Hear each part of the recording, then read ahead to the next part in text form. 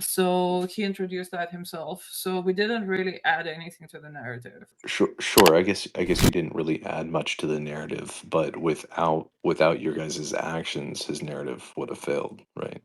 And I guess that's where I just come back to, like, why act in such a benevolent way unless you were either hired or unless you were, as there was something to gain, right? Because it's a lot of work, right? Like, I mean, I know that I've spent a lot of time just trying to even understand the maker system, and I'm not a dev. And I know that you guys have spent a lot of time understanding the maker system and learning how to basically break it.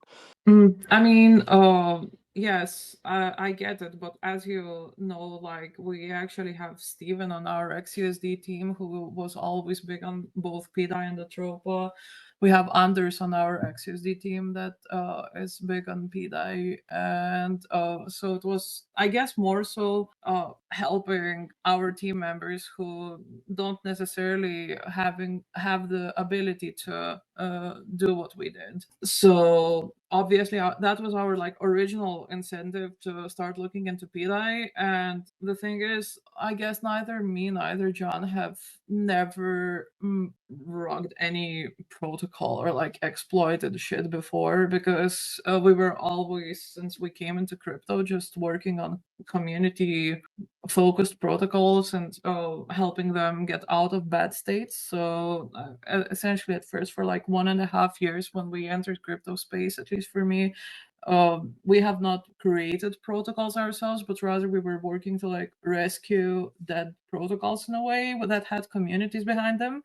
And having obviously our team members that want to see it succeed, and having a background of helping communities out made us act in that way. Cool. So then I guess I would basically sum it up that both the communities of James and yours would become two of the biggest communities on chains with more transparency, verified contracts, and less supply control on James' side. I don't know about XUSD. I've never like researched it at all. But do you feel like James is even open to this idea?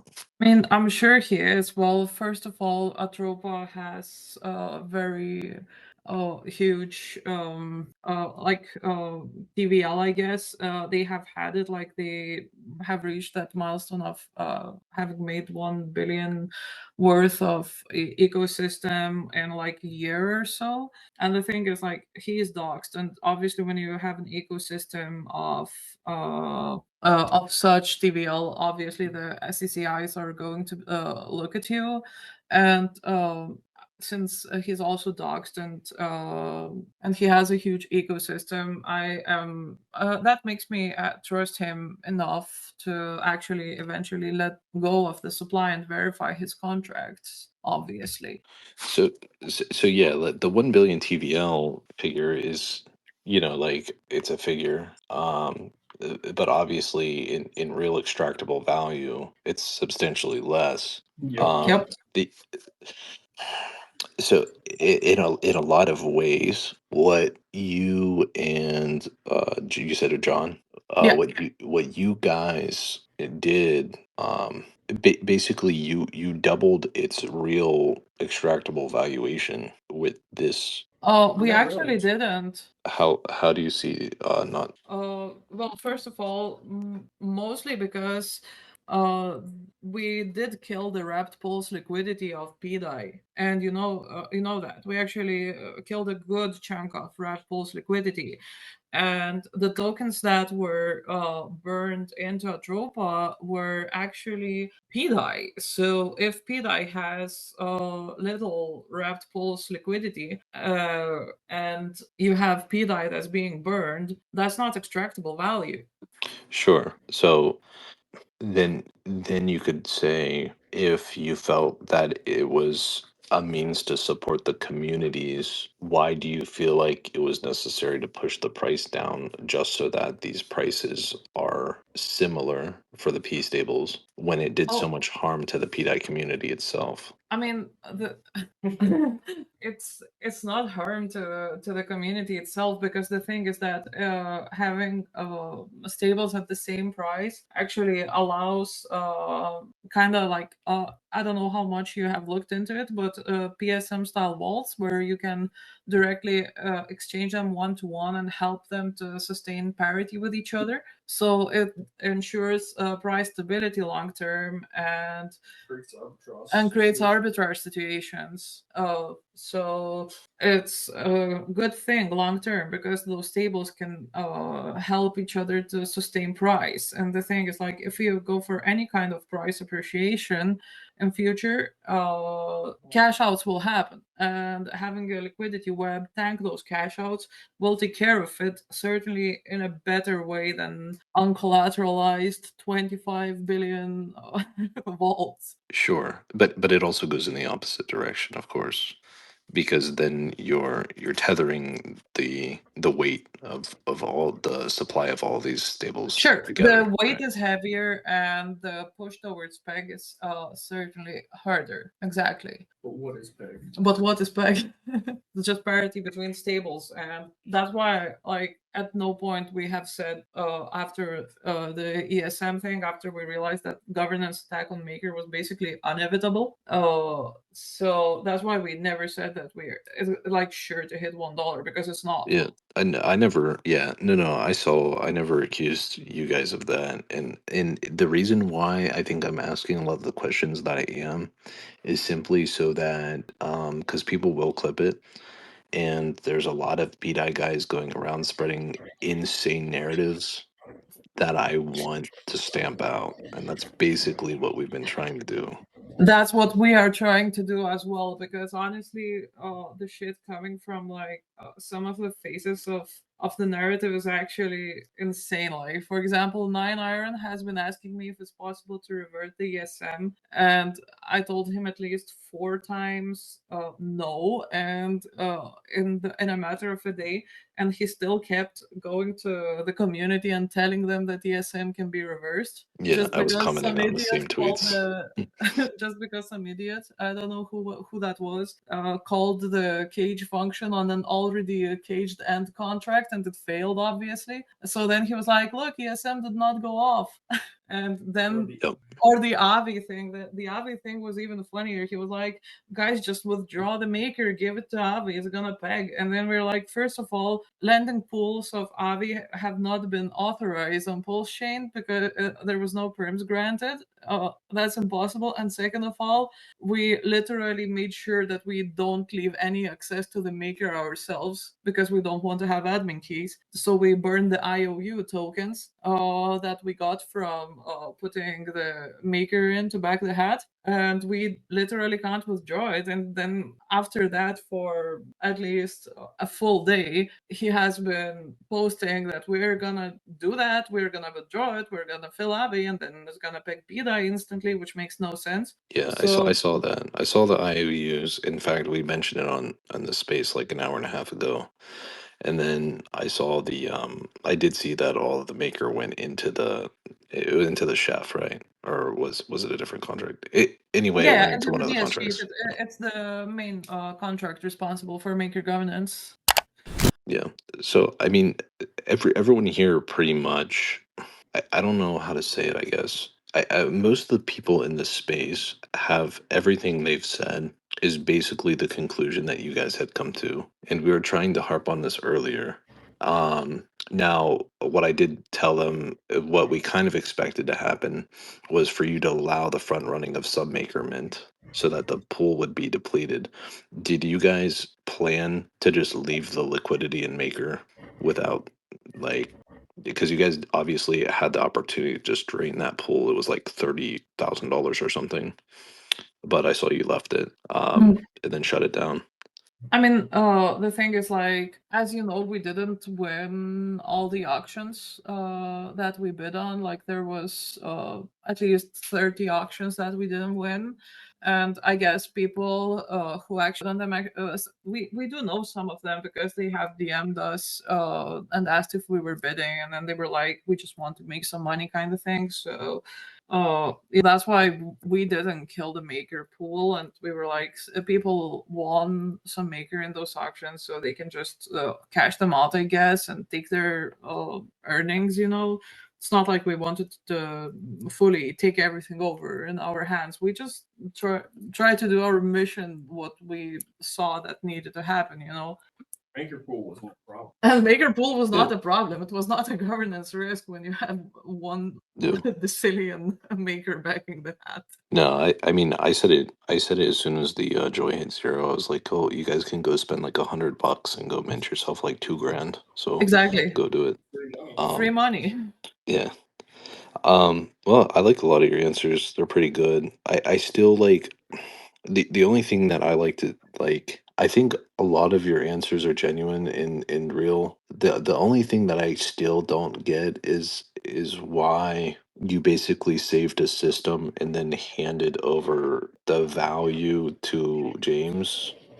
And you said that's like to protect his community, right? It's not to protect his community. It's that it was the only thing that was built that could have worked as something that makes sense for Pdai. Yeah, but now basically it's just a couple of tokens that are basically inseparable from P stable copies that are assigned to each one, right? Like, Yeah. okay. I mean, I guess there's not much more to it, right? I mean, you burnt the like 10 11 billion Dai you guys had in the vat. In the VAT, yeah, we So- burned everything that as soon as we saw that Yeah, happening. and I see for transaction. Yeah, I see you don't have access to the maker that you had, which is irrelevant anyway. It's like whatever you could take. It was like 20 grand left. So yeah, I mean, I guess most of the protocols fine. Like I said, the only thing you have is obviously the guys who are still like just Pdai believers need to understand that all of its liquidity is basically coming from atropa at this point, right? Like, yeah, and I mean, it's obviously the Pdai guys are not happy because they all wanted immediate peg kind of thing, and like it takes a while for them to for this information to sink in. That is not going to happen in the way that they expected it to happen. Cool. Is there anything you can think of, Panos, that I'm missing? Because I think we've covered a lot. Supposedly the Pdai room right now is not happy with me. I'm getting a lot of forwarded messages saying that I need to be like, shut up. But I don't think I asked anything too egregious. See why, since this is all They don't like the truth. They don't like the truth. I mean, So I've Katrina, already been forwarded a message where somebody posted that they are buying plane tickets to come and get me. Yeah, it's pretty normal. Katrina, in your opinion, because I tend to agree with a lot that you've been saying. I've been following you for a little while now and seeing what you've been saying about this whole narrative. In your opinion, because I know there's a lot of people that don't like you now that have been pushing this narrative very hard. You mentioned one of them, 99 Capital. There are others as well. In your opinion, these guys have been pushing a false narrative from the beginning, and do you think they actually believe the narrative or they're running a script? Actually, I don't know because at first I kind of thought that they actually believed in the narrative, and maybe got blindfolded. Even like my first announcement on when I said that these guys are running something fishy, I mentioned in the end that they could have been like swindled by somebody who was bigger than them and smarter than them in a way. Like I left this opportunity open, but as time progressed, like I could see that at least one of them might be running a script, because it's hard for me to believe that somebody could be that stupid. But I mean, obviously, there's plenty of stupid people in the world, but after some extent, when you show a person like 10 different proofs, especially somebody who claims to know blockchain, and they are still insisting on it, it did give me like script vibes. Yeah. So I just thought about this, and I did kind of want to ask you because I know you were watching it. Because you stated that you didn't know who the 5996 address was. Did you guys also begin to participate in the liquidation of these auctions and looping them after you were witnessing what was happening, just so that you could force the joy to zero more quickly? No, actually, we didn't participate in PSM to force joy to zero at all. Like, we did. John did win one of like general liquidation auctions. Yeah, the GNO Vault. The GNO Vault one, he won it. So we just originally like tested the functions because everyone was saying they have some kind of admin keys or whatever. So we just made sure that we can actually do everything that 5996 was doing ourselves without having a key, you know. So that was pretty much as we engaged with Maker, just to test if he has some kind of privileged access or not. But other than that, no. Yeah, so like we were kind of figuring it out, and I mean, were our assumptions pretty right? Because like I said, I'm not a dev. I just am reading what I can, and it just looked like basically they were taking bad debt, buying it for cheaper than what the collateral or than what the initial debt was, and then able to reopen a loan with the same amount of debt, even though they paid like half the price. They would just like flash loan in the amount of Pdai necessary to liquidate, and then they would get the collateral and then reopen the debt and pull it out and repay the flash loan. So it was almost like net even. Yep, perfect. Wait, so a net even in the sense that like if it were, yeah, but they were the auctions were still cheaper than the total loan they were Right, pulling out, right, because so they would there's- flash loan and take the difference. Right, yeah. So there's like a little profit in There was a little profit in them. Cool. I just wanted clarity on this because like there's been a lot of the Pdai community that's coming in here saying we didn't know how it was happening, but it was pretty it became pretty clear, especially after we started to see a lot of new minters come around, which I think forced the joy obviously to zero much quicker, just because of how much awareness we were kind of trying to bring to it. But I don't know, man. I like you guys. I think you guys are pretty cool. There's not really, I don't feel like there's really much more to it than like I'm more sus of James, honestly. Yeah, I mean, he did do some I s- actions that involved kind of like distrust in him in a way, especially when he bridged everything out. But I do think that those actions from James are likely to be a show. I mean, he was very transparent about his actions too. I mean, there were several times where he would launch a token and be like, "I'm going to be dumping the price down to this," and then people would still just ape into it, kind of thing, and he would, yeah, put it back down to the price that he said he wanted to be at.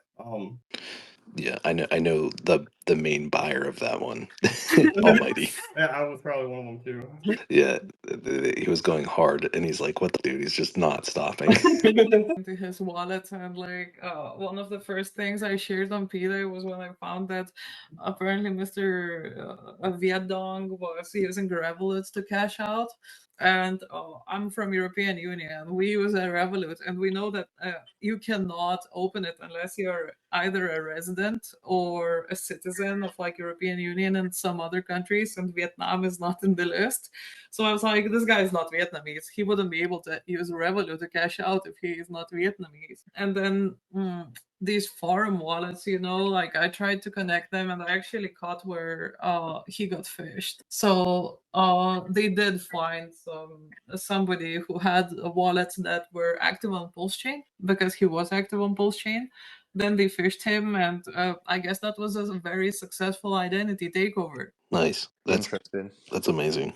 Yeah, because I didn't even confirm the loop back. Someone else did. Panos, do you remember who?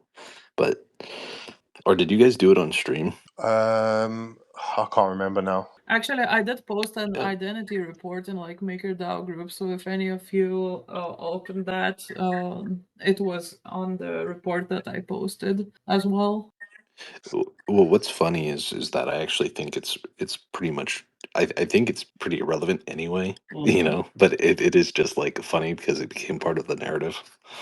So So we done some digging into we figured out all the way back to like the third day that Pulsechain was live. There was some very suspicious activity on a lot of these protocols, and that it may a lot of this funny business may have started like all the way back then. Have you looked that far back? And if so, like how much money do you think has actually been extracted and taken off chain? Actually, I have Through- not looked into it that far back, so I cannot comment on it. Okay, fair enough. Well, I said it on like Steven's stream and mentioned it a couple of times. We actually tracked his identity to being 0x ethics, but Hyperlight helped to find it actually because we were looking at who was opening all those PSM vaults. And we saw that he used a contract that 0x Ethics created, and he had like Ethereum name service with an NFT. And then we looked into his account on X. The account is suspended, but just by searching 0x Ethics, you can see that it was a guy that was attacking protocols on Ethereum in 2022. And that's so fascinating. This is probably like one of the most active bridgers on Pulsechain if people don't know. Interesting. So it was 0x Ethics. Yeah, so if it was zero ethics, he's basically the one who, from the last I checked, was like the primary ETH arbitrager for Pulsechain and Ethereum. Yes, and he also bridge attacked Badger. Wait, so how do you think he feeds the identity back to the forum posted 2019 and 2020 on the Bitcoin talk forum? Like, how do you think that all plays in? I mean, I guess it's easy to find an identity to like, especially if they fall for it, because he was sending multiple scam tokens, you know. And I would assume I was even having a look into like if he was actively trying to just get an identity of anyone on a forum, that he could claim, I guess, that is not him in a way. Sure, but wouldn't that leave a giant like attack vector for the actual exploiter, because that original guy should still have access to that wallet? Well, then it's a great thing that he chose like a broke Vietnamese guy that's suicidal, right? Like, Sure. Or he paid off his family enough. yeah, But true. he would always have access to that wallet though, so it's like at any point there could be hundreds of thousands of dollars in there. Yeah, but the thing is that No. those wallets were that he obtained were there just to make links. Like, yeah, he has used them from time to time, pretty much like a bridge from Binance, immediately withdraw, I guess, in times that Pdong was sleeping. You know, I would assume that it was something like that, just looking at blockchain activity and what I saw. So like he only secured these wallets in like a not really significant way, because A205 was pretty actively used, but mostly on his side it was like bridge in, bridge out. It's interesting. I mean, they were also doing lots of Arkham plays from like 5996. Even some of the stuff that Nine Ironheads shared as them being allegedly a good actor was mostly them engaging with a same token, for example. So what it does, you know, it just shows the token contract that they engaged with and like all the wallets surrounding it allegedly making something with it. So they did do a lot of like Arkham manipulations, I guess, to show that they connect to something. Yeah, I mean, I think you mentioned it earlier, this was the same, because I had tied 5996 to the compound protocol, the primary compound holder, I believe. There was a lot that address was manipulating on the chain. Yep. So was it fully isolated to one exploiter, or were there multiple people able to replicate it? I mean, I'm not sure about I'm sure that, there was probably multiple. but there's probably more than one guy. Yeah. I mean, anybody could have done it. But I were you also guys kind able of to came to a replicate it or conclusion no? that you know, he also could have actually been hired to basically check governances, because even his interactions with like Avi contracts and stuff like that, it looks like he was testing pretty much all the governances on Pulsechain, whatever could be used, whatever could be exploited. Yeah. Like he definitely could have been hired just to test shit out, and use it if it's usable, kind of. And that's also what Kyle. the Mev artist does as well. Kyle, I just wanted to say to the question you asked, she did say early on that John, I think it was, I forget his name, or had tested it, had replicated it just to see the viability to make sure there was no special privilege. Yep. So how exactly were you guys replicating it? What was like the step by step, or is it a little too complicated to explain? Just copy the same transaction. Yeah. The one especially with the Aave pool was just a simple send a no pulse to the contract. Yeah, that one we both replicated it. It was the last one that was like, look, 5996 is the same as P22F, and then sent a transaction where he interacted with that lending pool addresses provider proxy contract, and basically his interaction with it was sent 0 pulse to the contract, and then we both did the same thing. Oh shit, I see. I was trying to borrow from Balancer, which only had a 15 million balance on Pdai. You can flash loan balance. You can flash loan it. Yeah. So the problem is that the auctions went during the time that I was trying to execute this. The auctions were all over that, and I didn't learn how to flash the internal. Did you guys learn how to flash the internal Validators? No, we didn't really. All right. So DS Flash would have allowed you to execute all these actions the same way. Right. Yeah, and I didn't find that out until way later, and I honestly couldn't be bothered anymore. Exactly. Yeah. I know how to do the balancer flash loan, so those are actually really easy. Yeah, that was the first thing I figured out was the balancer flash. I guess one of the more significant ones that John has figured out was the poke using Ethereum signature. Yeah. So yes, I heard about this. Yeah, you could just copy. It's called a relay attack. You could just copy the same transaction because it uses the signature. I don't know how to explain it. It's like an encrypted signature kind of thing as an input parameter, and it checks that and re-decrypts it and creates the address that sent it, and then checks the address if it is valid address to use it. So essentially, you could just copy those same input parameters, and it will give that same address. Now, you also have to then copy the same values that were put in because that also goes into the encryption and decryption process. So it's not like you could change the values that are going into it, but you can copy them and just throw them in, and it would work as long as it's like a later date than the previous one. Yeah. So this is earlier. I think Execute was talking about how you were able to exploit certain Open Zeppelin contracts, and it's the exact same manner. I also do think the biggest exploit was the essentially or the biggest problem with MakerDAO in general, even on Ethereum, is the fact that it can be attacked just like in the same way as we did. And if you think about it, you could get enough Maker to do what we did, and I mean the cost would be like maybe $20 or $30 million, but then you could drain over several $1 billion. Yeah. On Ethereum. So that I think is actually a problem. So just to be clear, because I didn't actually go through each transaction, you guys did just use the 47 extra thousand Maker or so that you needed to cast the spell, which gave you enough Maker to then actually execute the ESM, right? Yeah, so we got the 47,000 Maker from the flop auctions, and then I created a spell, and the spell then minted a bunch more Maker tokens and did a bunch of other things, and then was able to use that Maker token to throw into the ESM and activate it. Cool. Yeah, it's cool to see. I watched all of it, so it like happened. So it was interesting. Yeah, no, it was a pretty cool. Actually, it was pretty sweet spell contract, I have to say. I do a lot of digging to figure out exactly what to do. I was going to ask, how did you know what to write in the spell? Because that's actually one thing that feels so far over my head that I didn't even bother trying to examine it. Well, kind of leading up to it, when we were proposing the spell to kind of fix it, is when I learned everything, what a spell can do essentially. And I created a test environment with Hard Hat and ran several tests to make sure everything would work correctly, and did all that. So I had the tools and everything set up to test everything.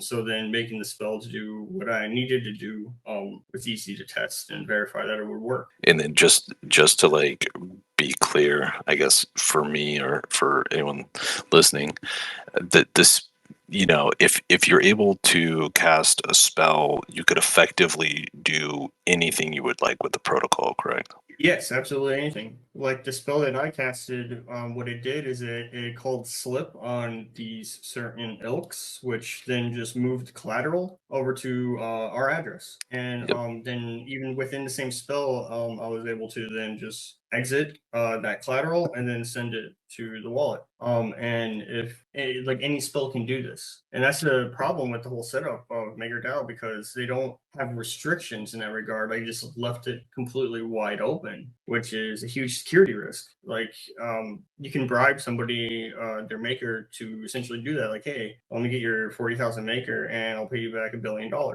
Kind of thing. Yeah, And so I was just about to ask that, right? Because there Like, is it's actually such a vulnerability for Maker on Ethereum. It's pretty insane because they have actually 7 billion liquid collateral locked up in there. And in flop auctions, I have calculated like you need 20 million to get 100,000 Maker. So if any depegging event happens in future, like this is a huge risk that somebody can front run it. And like they still run Dutch style auctions. I don't think they have implemented that other type that they mentioned in the documentation that they were considering. So those auctions are actually front runnable because they are capped at 72 hours.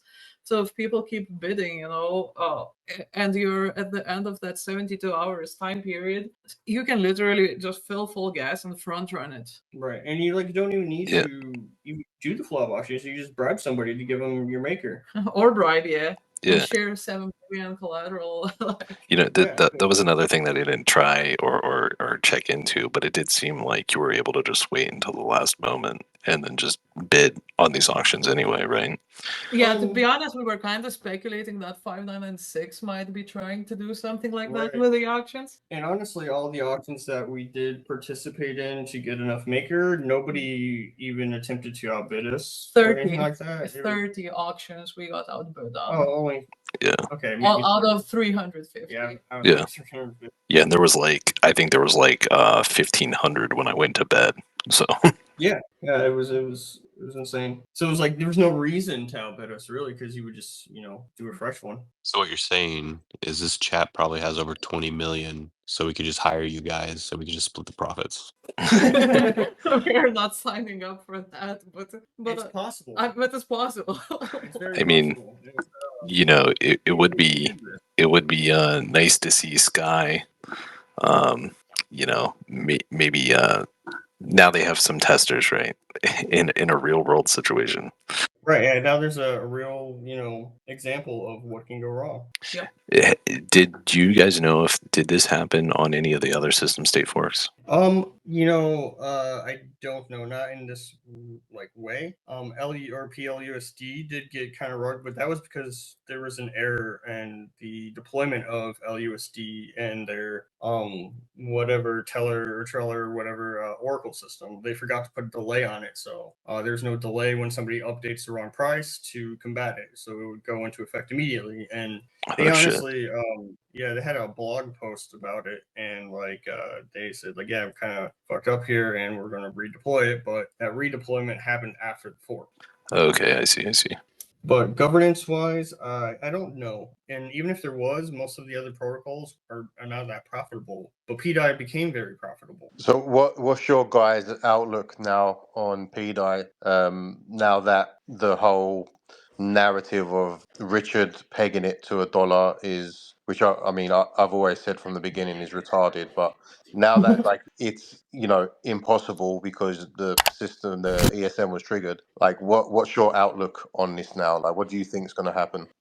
I don't know, to be honest. I think it's gonna run pretty well with the other stables and with the Atropa ecosystem, to be honest. I think once they all kind of reach parity and they all kind of get into kind of symbiosis with the whole like minting of the other tokens tokens and burning them, they can stay pegged to each other, and then over time they'll even all like raise in value as their supply goes down.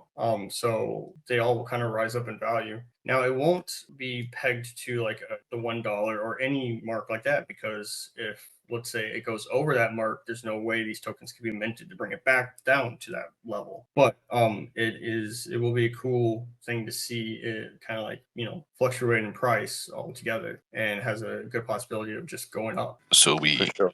we don't have to worry about the narrative of like Richard Hart collateralizing shit anymore, obviously. Right. Yep. With billions and billions of dollars. I feel like a supervillain when I say that. Like Austin Powers. Dr. Evil. Dr. Evil, bro. This big red candle, I had to refresh it to make sure it wasn't glitching. And yeah, we just like Giga was, I think actually you asleep, Giga? I I can't was remember asleep. now. Yes. Yeah, I was asleep. I didn't wake up till like an hour and a half or so after. But yeah, there was a bunch of us. It was actually on a space, and yeah, we witnessed the whole thing go down live. So it Bro, was pretty entertaining last 48 hours. That's for sure. dude, I'm getting so many tags right now saying that I need to be coping harder or that I'm stuttering because I'm speechless. I have 4 children. I'm trying not to yell in my house. I just want to say thank you to you guys, because we've been going about this for a month now. It was like Christmas Day last night. We finally got it done. So thank you guys very much. Yeah, great job, guys. Honestly, like it's been a while since we started on this whole. We actually started hosting spaces because of when the news came out about the exploiter. And we've done so much deep diving into this, into wallets, and like kind of trying to figure out what's going on. And we predicted a lot of things that have happened. But yeah, that what you guys done just come out of nowhere. So it was kind of it was entertaining to say the least. But yeah, just thanks a lot for doing that and stopping the minting from happening, because obviously that was detrimental to the chain, or it would have become over time, So yeah, Right. thanks a lot, guys, for helping out with that.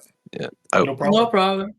say if you could tell Maria to verify the atropa contracts, would be sweet. I don't think that is possible at this time, because to verify the contracts, you have to have the exact bytecode that you use to deploy it, and like all this kind of stuff. And it's really hard to like verify a contract afterwards, like after the fact. And I honestly don't know if he knew exactly how to verify the contracts right away, to be honest. So that's kind of I don't know, a lost cause in a way. But I do know that within like the IRC and his community, like he has, people have learned how to use decompilers to decompile these contracts and actually see what's in it. So it's very easy to do. And I can't pronounce the tool. I always forget what it's called, like diodes or whatever it is. Yeah, and everybody's been able to use it now. So honestly, I think it's good because now anybody can they now have experience looking at contracts in that regard, and they can then look into contracts that aren't verified and see what's going on in there and figure it out for themselves. Sure. I see KG's in the audience. He is going to have an absolute aneurysm after hearing false statement. You can get very close, kind of, but you never know unless the contract is verified. So if you can read the opcode, you can know. It's still not 100% accurate science. That just isn't true. And you being a Solidity dev, you should know that. The opcode is true. That's what it runs on. If the code is not verified on chain, you cannot verify with 100% accuracy exactly what is going on in that contract. So let's give an example so that we're not saying the same things back and forth. Let's say this surfacing. Is it possible that someone decompiles this code and they find all of the functions, but there's some that is like obfuscated or whatever, unable to be decoded? Is it possible that there could just simply be like a hard-coded address in this contract that allows him to mint even if the contract is owned by the dead address? Is that something you can hide in bytecode without being able to decode it? like if you decode it in the decompiler, a lot of it's already going to be obfuscated in a way because it's going to be non-named things, and it'll be the function signatures themselves and whatnot. But if you know it well enough, you can kind of just follow the tracks around to kind of see what's going on. And these decompilers are pretty good at picking up what is happening, and they have databases that they check with and whatnot, and they'll fill some of those things in for you. But past that level, if you go down to the opcode, which honestly, I don't really fully know how to read the opcode, but the opcode will be exactly what's going on. And if you know how to read that and you're that kind of advanced level, you can essentially kind of figure out what's going on. But it's really hard to do, really, really hard to do. But you can So get you just a proved my general idea point. of what's happening just through the regular decompiling of it. But for example, there's a lot of good arbitrage contracts that they try to hide what's going on immensely, so people don't copy it and take their money because it's a competitive sport. And it is really hard to kind of do that because they're pretty good at obfuscating it all. But most of the atropa contracts you can look at and you can pretty easily tell what's happening in there. You just have to kind of know what you're looking at and follow around. That does take some time and learning. But it's really not super difficult. And a lot of times those hard coded addresses are thrown in there. It's not really too obfuscated, I guess. So and you just completely proved my point. Well, it also depends too, because if they're also using assembly and pointing to a memory address, I don't think it would just show up as an address itself. But you can learn to pick those things up and understand that it's pointing to a memory address, and that's probably not a safe bet. So long story short, you can't read the code. Okay. You can. It's all everything on the blockchain is available to the public. That's why No, that's not that. No, you just proved my point, and then you just went back on what you said. If it's not verified on the blockchain, you can't read it. You can make some educated guesses about what's there. You can go through all those rigmarole you just described. I'm not going to repeat what you said, but you're still making an educated guess at the end of the day. But he's also saying in the same sense, if you do have a simple ERC20 token that is a copy paste contract, it's going to pick up almost all of it. So there's not much to obfuscate from there. But is atropa just a quote?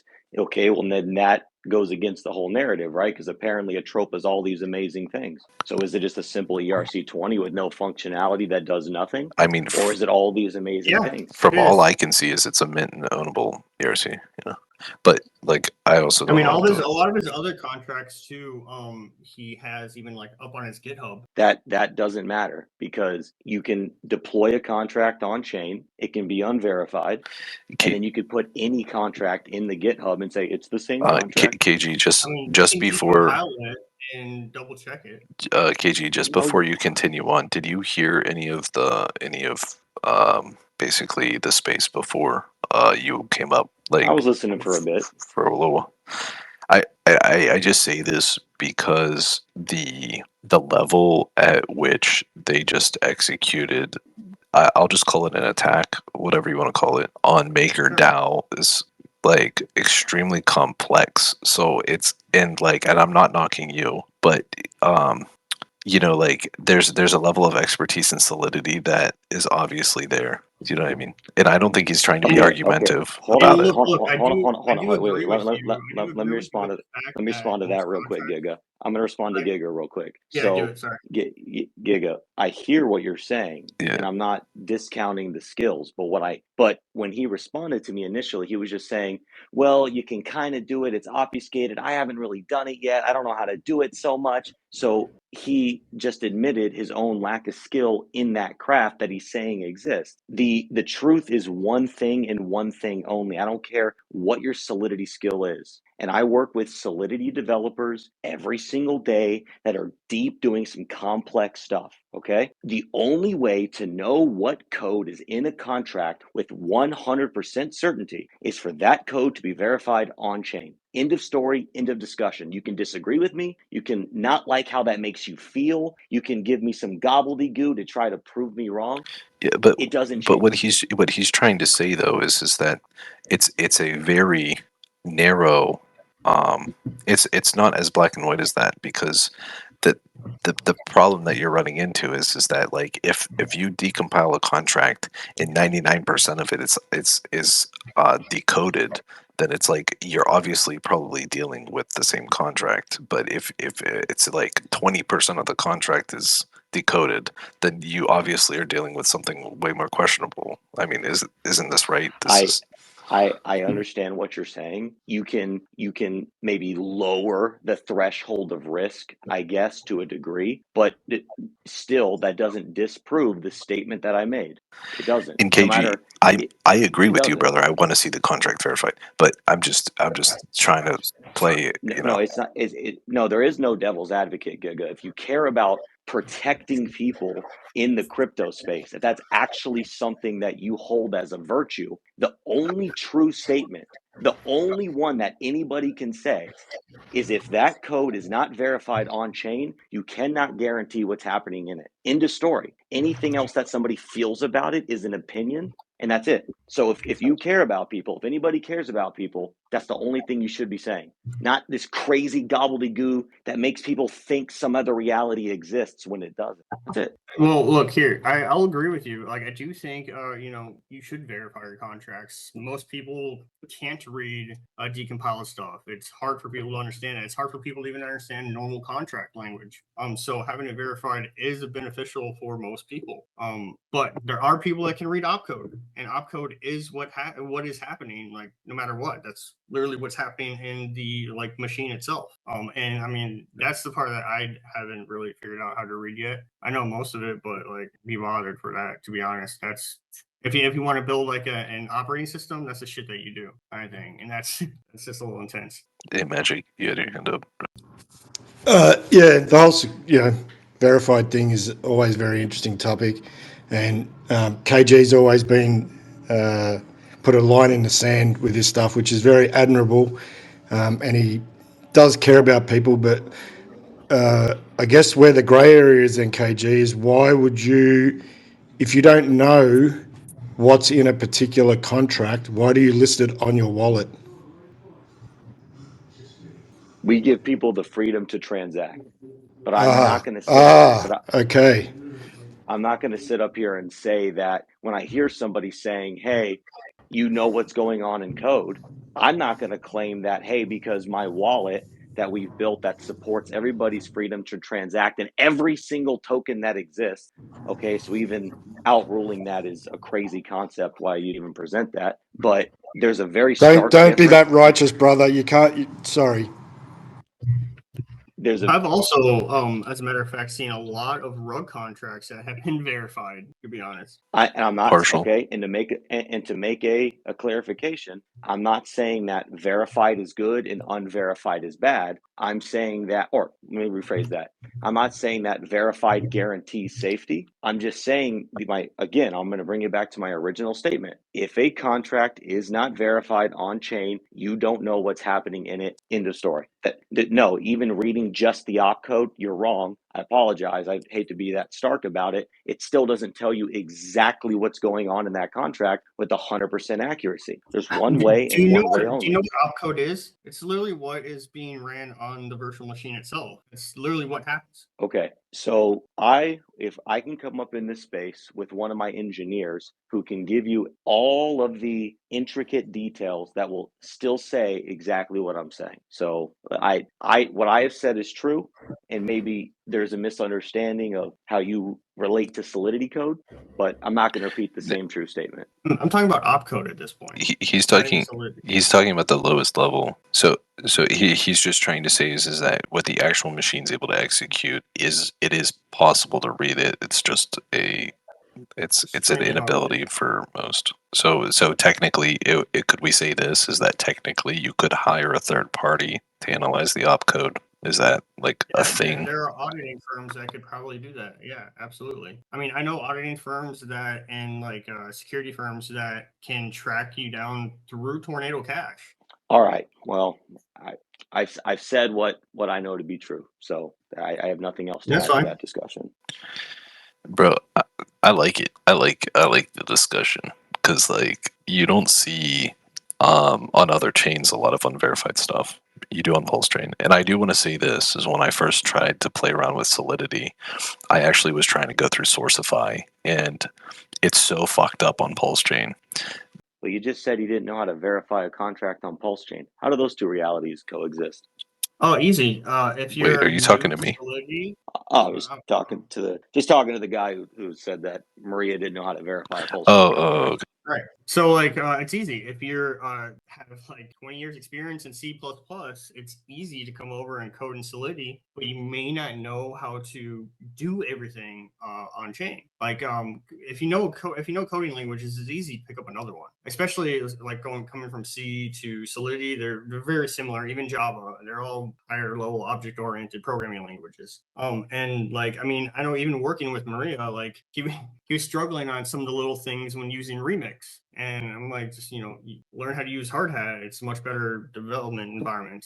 But you could tell that, I mean, his skill level at coding itself was like far beyond like mine, but he was obviously new to like Solidity. And he's new to Solidity, but he's new to Solidity, but constructed this whole intricate, complex system. New to Solidity, did that, but can't verify a contract. Right. I mean, it's interesting. It's not straightforward to verify a contract when you're like first time doing it. And I'm sure, like, I mean, I don't even know if he has learned to care. I think he's asked around at some points how to verify it, or if somebody else can verify it. I don't know if he even like bothered to figure it out. Because honestly speaking, it's kind of a pain in the ass and really hard to verify contracts through Remix on Pulsechain. That's what the main problem was with the whole governance thing. And so without showing that was the problem and that is what would happen, then you're essentially, for lack of a better word, like bailing people out of a problem that they invested poorly into. And at the same time, the pools had to be collapsed because in order to have any hopes of like price increase, it had way too high of liquidity at a high price point, and like people have been telling others repeatedly to break liquidities of Pdai because it's impossible to peg it with this liquidity at this low price point. Richard told people to break LPs.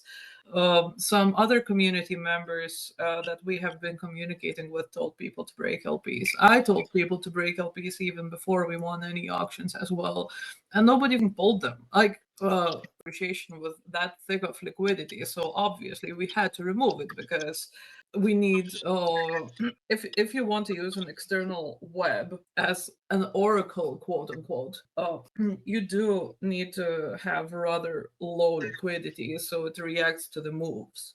Okay, also, so without doing that, then you can't really say that it is that exploitable, because honestly, if we didn't do that, the next person would have done that. And so also because of that, like you have to look at what could happen on Ethereum. Because the same thing could happen on Ethereum, and that would be honestly devastating to all of Ethereum. You know how many like 7 billion. Yeah, that's just in the collateral. That's not even like in the liquidity of Pdai itself or Dai itself. And how many other protocols rely on Dai on Ethereum? Like the entire DeFi on Ethereum could collapse. So just to make sure I understand what you said correctly, the action of minting Pdai, dumping the price to a nuclear low, and it was benevolent because it had to be done. Well, the argument earlier, brother, was that they pushed the price to the same rate as the other P staples, which is James' goal, to align the three. And so where did that, well, they just said it was to make liquidity thinner so that there were at least 3 reasons for that, and we already explained one. And pushing it down to other P stables so PSM style vaults can be opened between them was one of the 3 reasons. So yeah.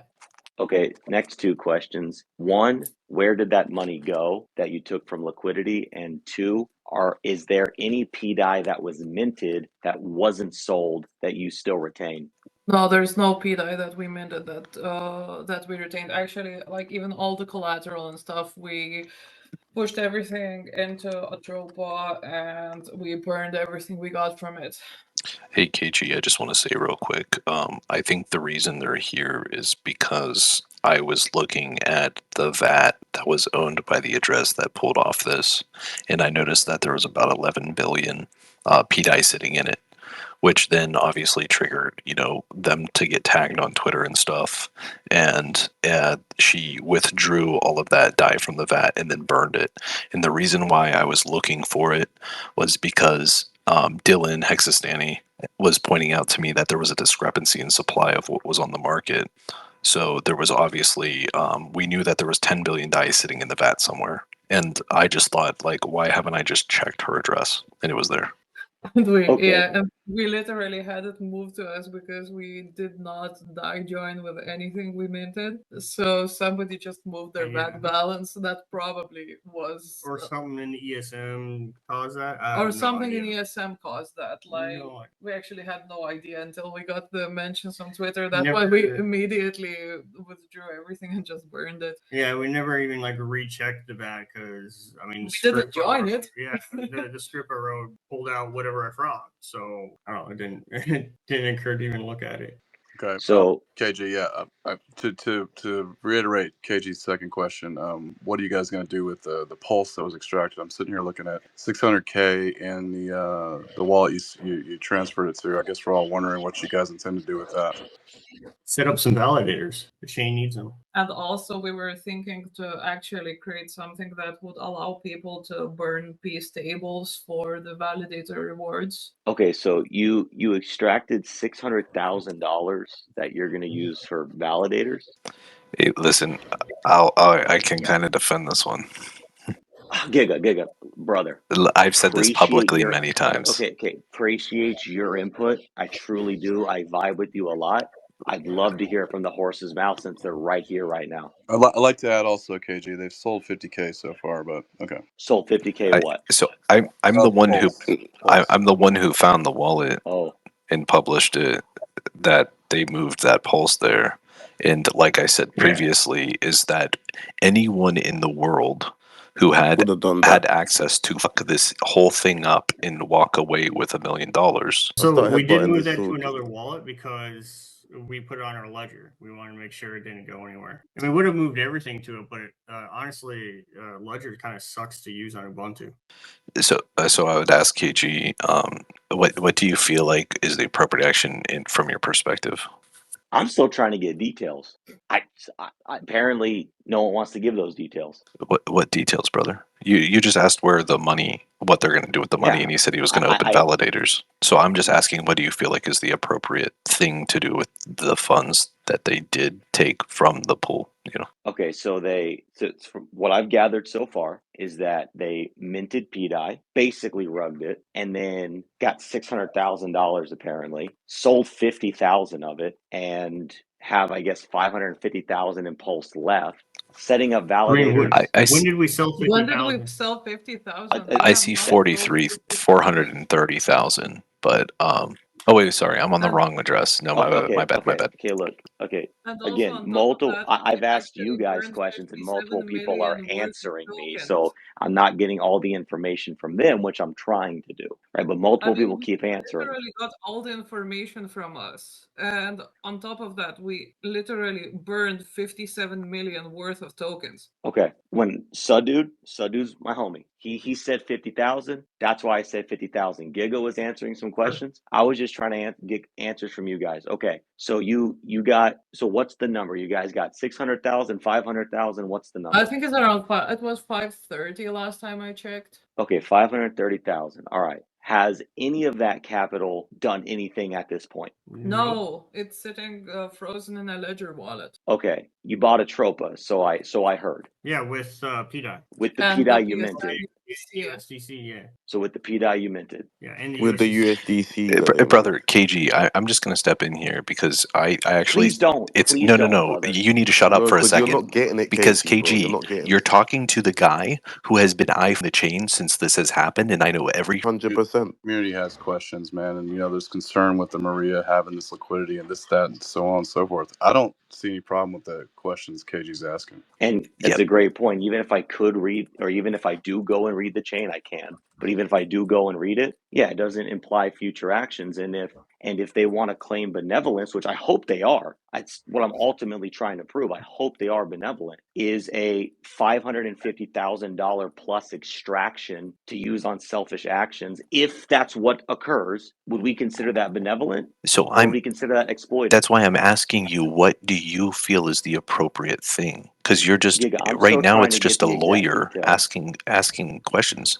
and I'm just saying you think is appropriate. If the claim is benevolence, maybe they put it into some liquidity that other people can access. Maybe they buy something with it that pumps people's bags. I don't know. It's their money that they did exploit, basically, right, from the community. So it's just weird that you're defending it so hard and you won't let me ask and you won't let them speak, which I have a respect for you, Giga. I do. I truly do. But KG, you're blocking the conversation. I'm It's frustrating. Listen, I'm passionate about the response because, for one, they've been answered, and they've been answered.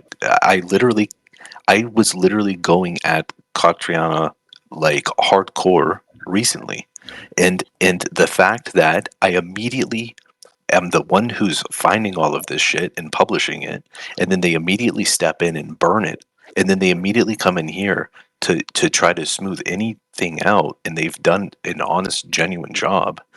I don't think it's appropriate to hound them because they don't have to. That's why. Okay, dude, all this time you spent blocking the conversation could have been had. Yeah, I think there's a lot of listeners that are having questions in their head that might be joining too, man. I mean, I don't think there's anything wrong. I've gotten 4 DMs saying, "Why is KG yapping?" I'm just letting you know that. That's what I got. I don't. I see a bunch of people something saying quick. stuff I else just jumped up too. on stage. Okay, so Giga, can you answer the question then, since you won't allow me to ask it? What are they going to do with the $550,000 they exploited from the community? So the existing worries in the community are just that James has supply control over T-bill, which ultimately has control over Pdai and the other tokens that are paired to it, right? Okay, so that's the only thing now that's like worrying in regards to all this. Yeah, other than that, bro, like, so we get to speculate now without getting minted on, right? Whole ecosystem, shuffle all the liquidity over there.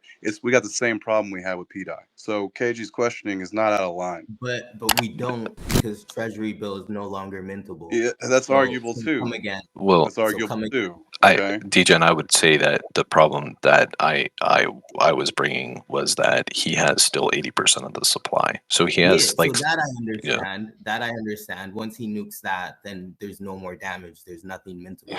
So we don't have the same issue that we had. I didn't want to reiterate the things that we had already talked about. If there was actual things that we could be discussing that was new. I was just addressing what was just said, not to you, Giga. No, I get it. I get where you're coming from. I genuinely not even trying to attack anyone. I genuinely think that Surfacing and Caddy, they just prove their actions, right? So sure, you can say they took $500,000 or whatever. You can say that, and therefore everything else they're doing is benevolent because they already made $500,000, right? But at the end of the day, no one else was able to pull it off, and it was going to happen, and they just did it first. Like, I don't know. So Gigo, if someone did, other than Catty, get control and done what they done, what is the value they could have extracted in reality terms? It was like $1 million, bro. Yeah, but they took $1 million already, and then people still bought it up. So I mean, it could have been more than $1 million. It could have been like a quarter of the chain TVL. But how are you getting that figure?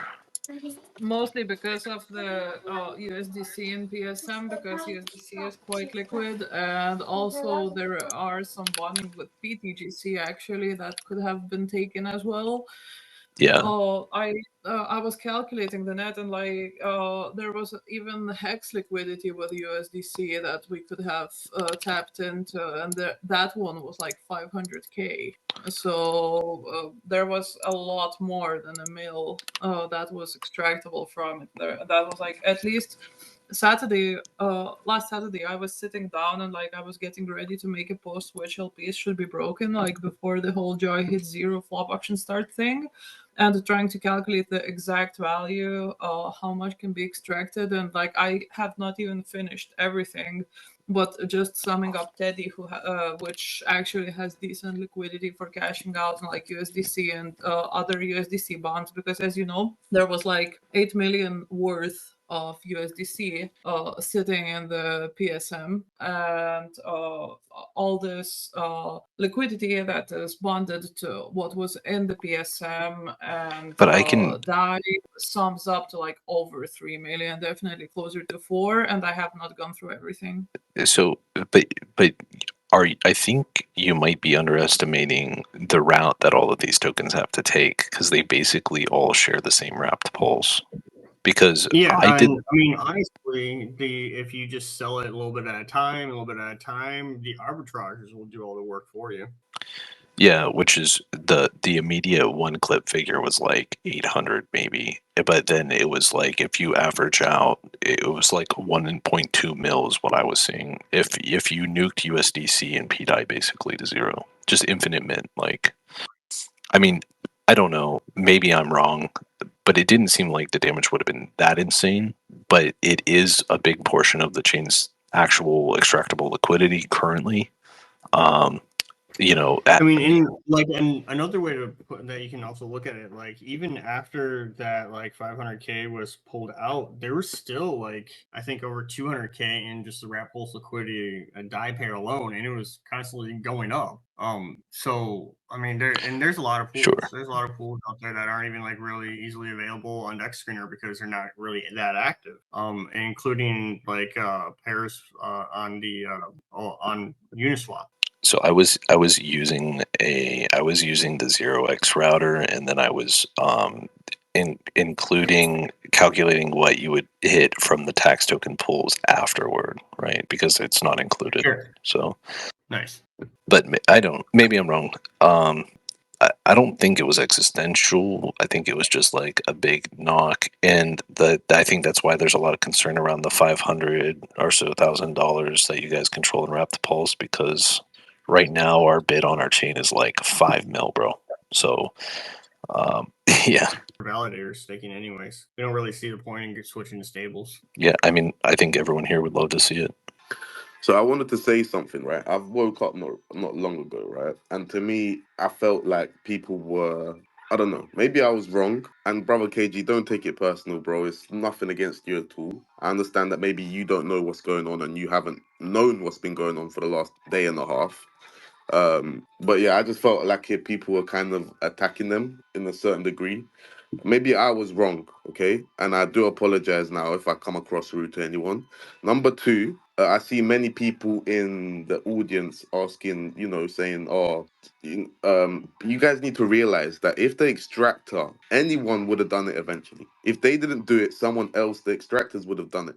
And they would have took that money off the chain completely. That's what I'm trying to, like, not even me, that's what Giga's trying to explain to people. Like, nothing against no one here. Yes, there's still risks in that ecosystem, 100%. But if anyone else got their hands on that money, they would have bridged it out and we would have lost value. And you know what's crazy? I guarantee you there would have been still Pdai guys still buying up Pdai, saying Pdai to $1 because I'm retarded, and pumping that price up, and they would have been crashing that price straight back down. They would have been crashing that price straight down. Okay? And it would have been a literal chaos, and it would have been way worse than what the situation is. Guess what? Since that mint's happened, bros, we've been green. Right. I mean, the entire chain kind of came alive afterwards. Like, everybody started moving. Bridge got stuck like 4 times in the last 2 days. So yeah, my point here is, if someone else got their hands on it, it could have been a way bigger problem. And the fact that they're here right now explaining it all, we're all for brother KG. I know you got your hand up. Go on, bro. So you did jump in, and all I was trying to do was ask questions. All good, brother. I do apologize on my behalf. No, you're good. You're good. Hey, I apologize if I whatever. It's all good. You're cool. We're cool. We're all cool. Okay, it's all good. Basically, I'm not even going to ask him anymore. Ship has sailed. But I wasn't here for the first part when they explained everything. I got a ton of DMs after that. People wanted me to continue on that line of questioning. It's fine. No. So if you want a question, bro. No. It's over. Point. And you know, Giga just kept jumping in, and it got weird. It got contentious. I was just trying to talk to them, and so it got weird. It got hyped, and so it is what it is. Look, I hope you guys are benevolent. I truly do. I have been building on Pulsechain since before Pulsechain existed. I know others in here can say the same thing, and I truly want this ecosystem to succeed, and I truly hope that you guys turn out to be benevolent, but we have to be careful. Like, I don't know who you are. I've been around this ecosystem for a long time. I'm not a hermit. I can't keep up with every detail, but I know when people are around. So maybe you've been around, but not that popular, whatever. You're relatively new to the community, it seems, to a degree. And benevolence isn't proven in a day and a half. So before we start giving people the green stamp of approval after, you know, an exploit was just called, maybe we give people a little bit of time to prove that benevolence. Everybody should be held to scrutiny. And that's all I'm trying to get at. And I'm gonna let the questions go. I mean, honestly, I've been building with Maria since like he first came onto IRC. I've been around for a while. Yeah, I just want to jump in here and say thanks again. I think everybody's super relieved that somebody stepped up and got this done, what needed to be done. I think the main concern is like, what are you going to do with the money? I mean, I think you guys deserve it. Like, a lot of Pdai guys would probably, you know, say no, that's our money, and well, they got led astray. And who was involved in leading astray and all that, that's up to question as well, and everything else. But I think my main concern and everybody else's main concern going forward is the trust issues with Maria and how those can be resolved. If you guys want to go forward with, you know, pushing this liquidity basically effectively over there and perpetuating the system of Pdai and everything else in the whole narrative with that, some things have to be reconciled from what Maria's done and what he can still do maybe. And those are the main concerns. I think that's the whole theme of the whole thing going forward now. So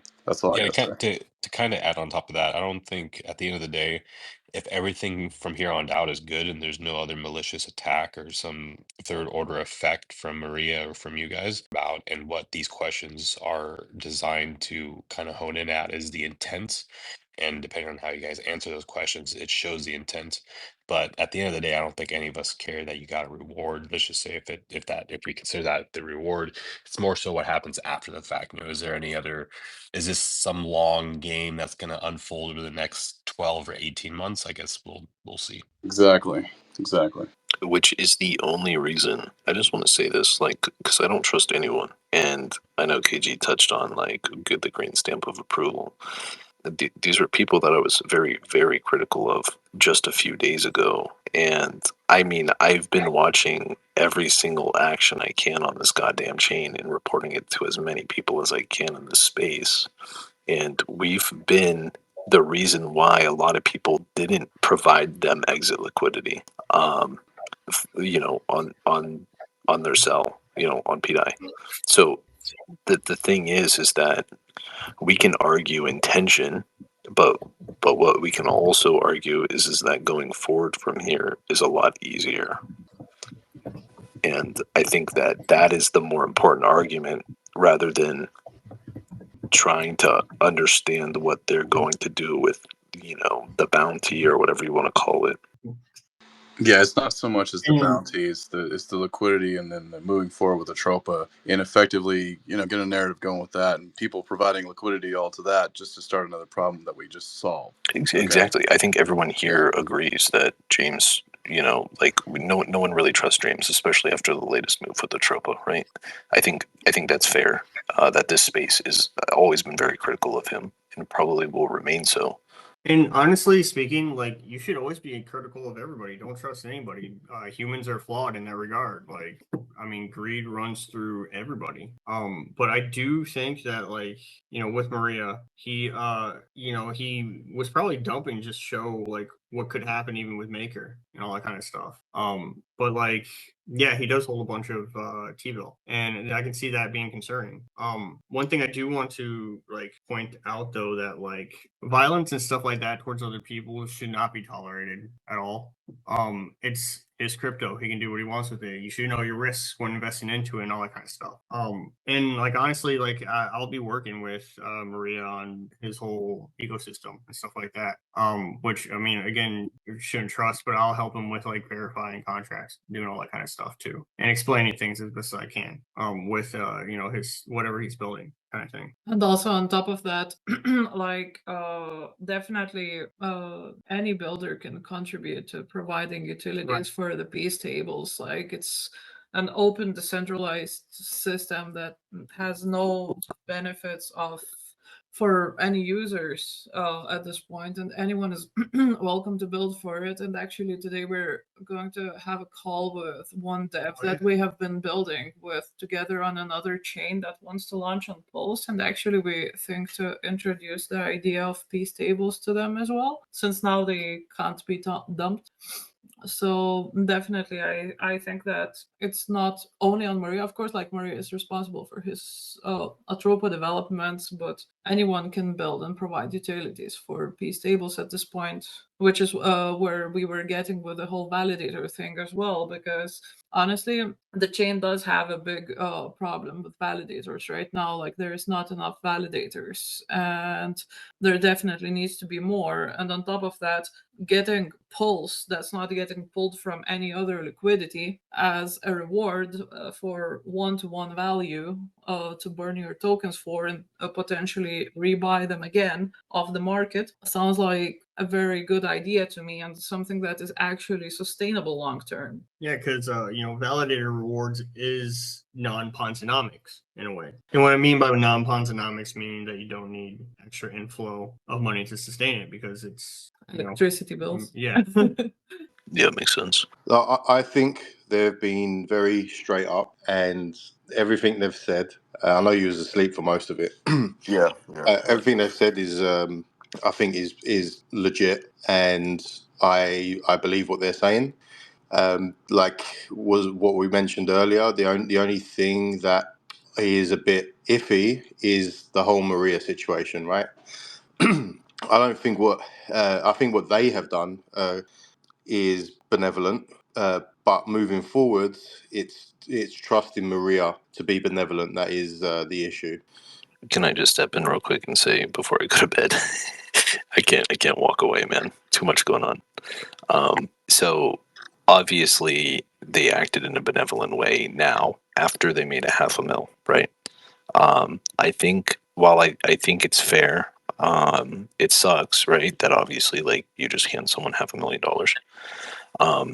I think it's also fair because it was going to happen, and the best expectation that we could have is for them to run validators or something similar to that, right? To at least keep the value on the chain, even if they're generating more value later.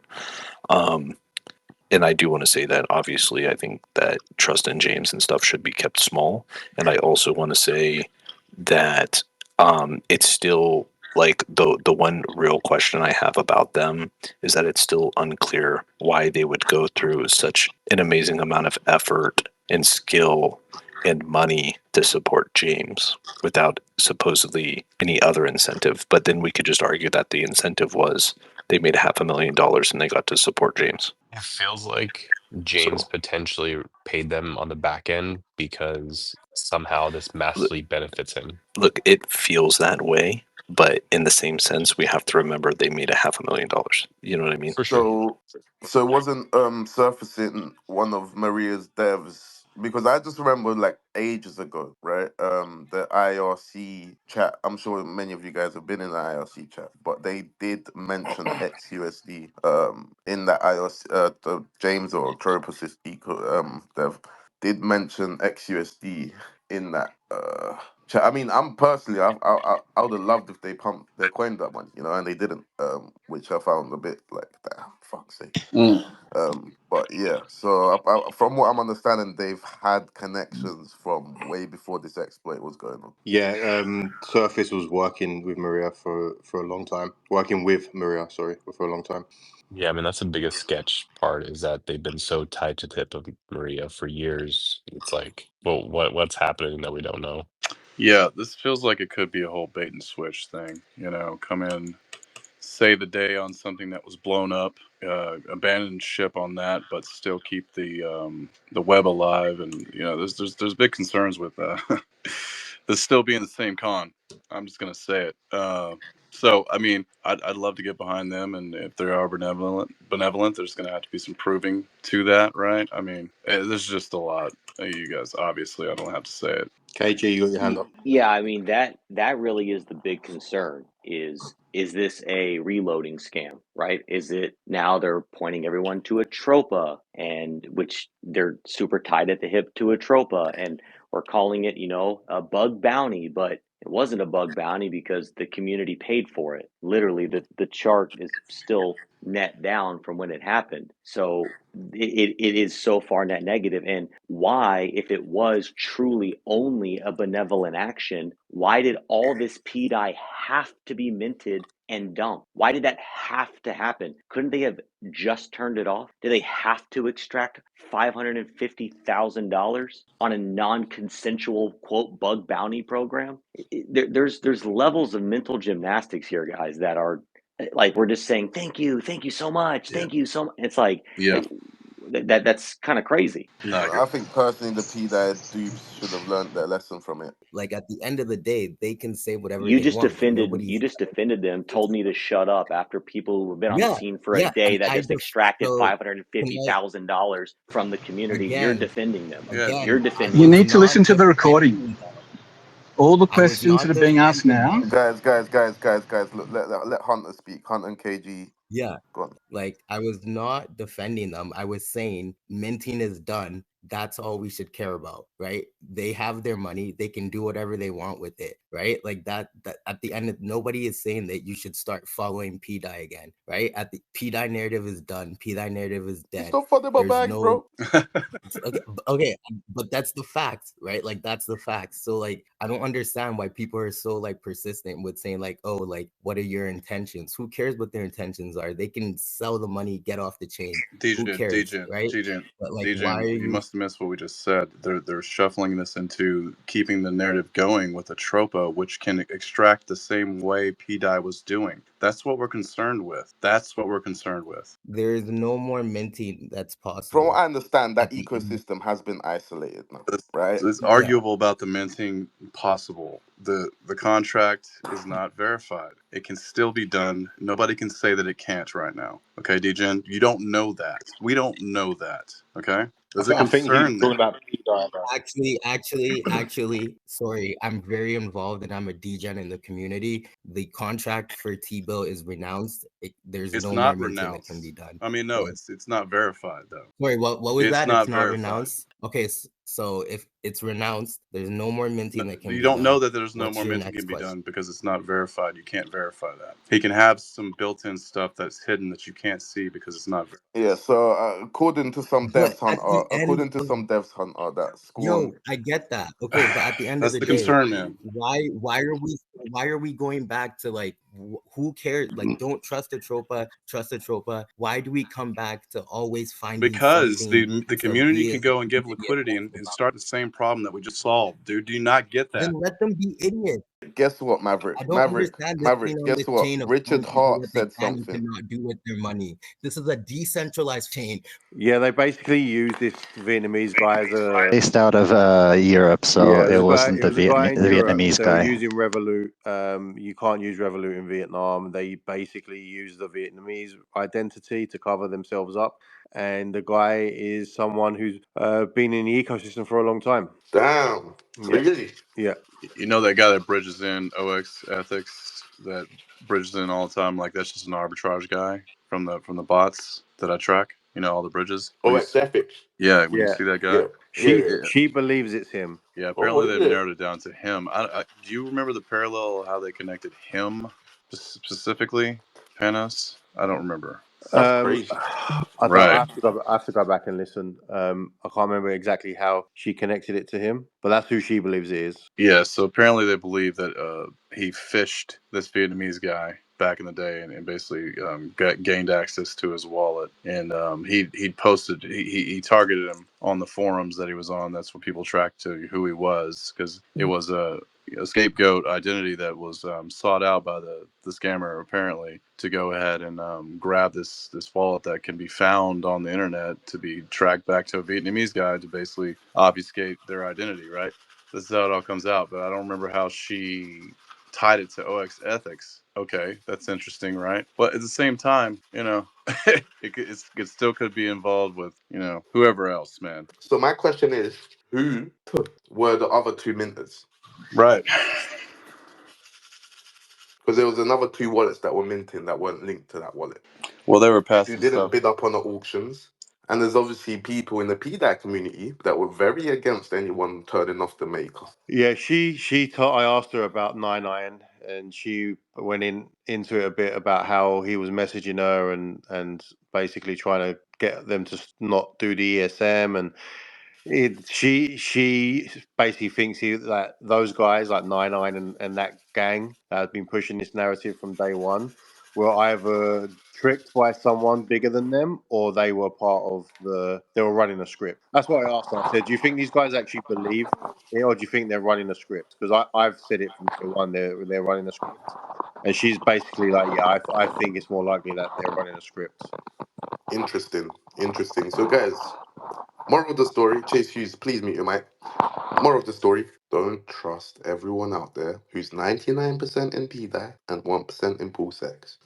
And don't trust people that don't show their face either. I know there's a lot of anon accounts on here, but like, if you're out there pushing a narrative so strongly and you don't even come onto spaces to talk, and you're hiding behind a Pdai symbol, probably not the best person to trust. I know you can use PMaker to try to like redeploy a contract. I don't know if that's they keep bringing that up. No, it's impossible. It can't be done. So people already try to do this, and like this is how stupid it is. People try to like run like commands to it, and it's just like basically tells you, no, this is shut down. You cannot restore it now. It's dead, because they didn't just trigger the ESM.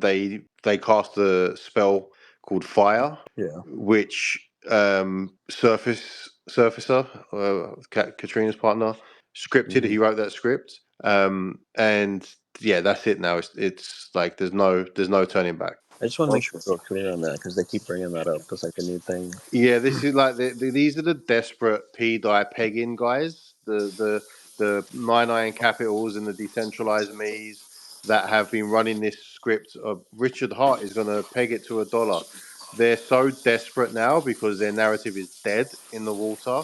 They're you know, obviously big bag holders. So they're trying to convince people now that there's a way to turn it back on, but there is. No, he's already pivoting Panos 3 hours ago. He's embracing that James is going to have all three stable coins pegged to each other, but finishes with Pdai to $1. So that's going to be their new Okay. narrative, that Yeah. it's going to $1 still regardless. Yeah. So that is the new narrative now. It's the P stables at parity, and parity doesn't mean pegged to $1. It just means they could be at parity at like 0.001 cent each.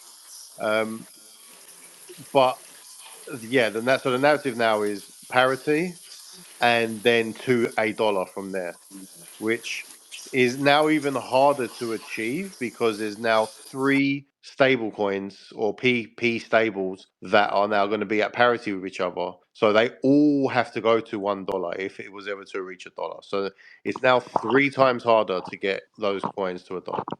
So I think it's GG's. 4, Of course, actually. yeah, you're right. It is 4. Guys, we've had breaking news. Okay, kudos to you, Grandpa Fools, bro, because you know what, you had your own thoughts, and he's just commented. Thanks to Strider, KR, and Giga, and many others in this X space, I have liquidated all my P stables and Atropa ecosystem coins. I've rolled everything into PTGC, UFO, Inc., Pulse, and Pulsex. Anyone I failed to mention, my hats off. God bless. Pdai is dead to me. Yeah, we had him up earlier. We was going back and forth, and I think it was good for him to hear it from the horse's mouth earlier, and not just from us on the panel. So yeah, good luck with you. Good luck to whatever you're doing with your coins, and hopefully you make mad gains. I'm sorry, who was that? Who said that? Grandpa Pulse. Oh, okay. I didn't catch that.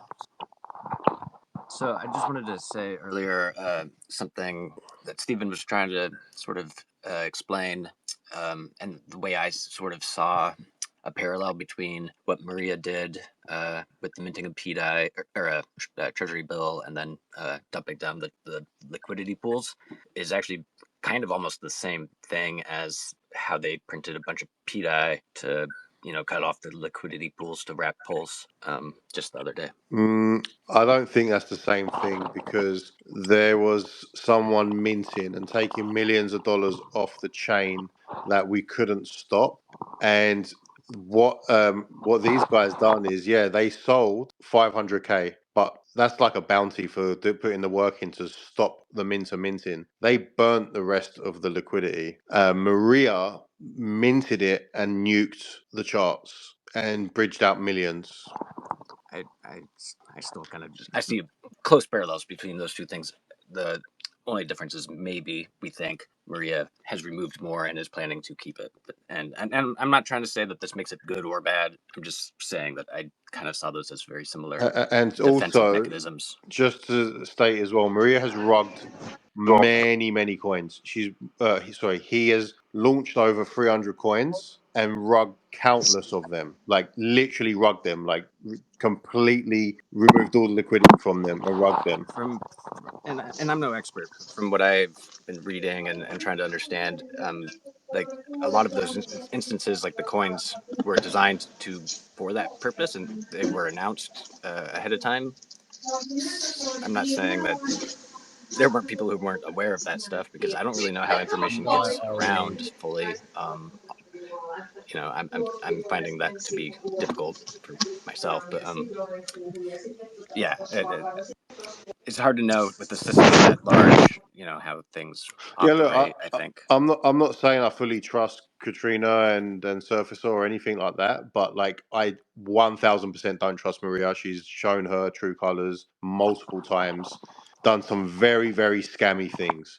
I don't want to call him a scammer, but he has done very scammy things, and I just think people need to be very wary moving forward, trusting him especially. And I'm not saying you should trust Katrina or what they're doing, because they're working with him. So that's also very questionable, the fact that they're choosing to work with somebody like that. But yeah, I don't think anyone can be defending Maria. Like I don't understand how anyone can defend her. Like, more people in this chat have been wrecked by, and when I say in this chat, in the audience, have been wrecked by Maria than probably anyone else in this ecosystem. So yeah, I don't see how anyone can defend her or him, but only because they have bag bias. That's literally the only reason anyone is defending Maria.